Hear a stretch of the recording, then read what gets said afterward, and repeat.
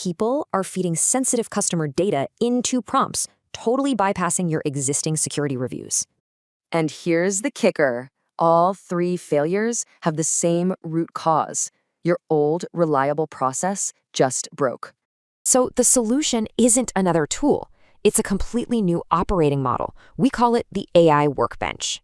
As you can see, it's a comprehensive 4-layer model designed from the ground up to restore control. And each layer directly solves one of those failures, from curated tools to real-time, runtime governance. The transformation is really night and day. You go from guesswork to a provable, auditable trail of every single action. So what are the results? Well, it starts with a 40% jump in delivery efficiency right in the first quarter. Next, a 35% cut in costly engineering rework because the quality gates are actually working again.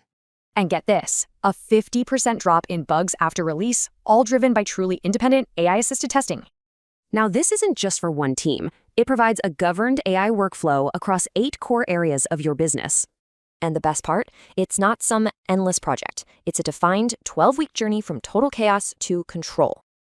Governance stops being a roadblock. It becomes the very foundation for scaling AIs safely. See how you can scale your business with clarity. The journey to governed, high-velocity AI starts now.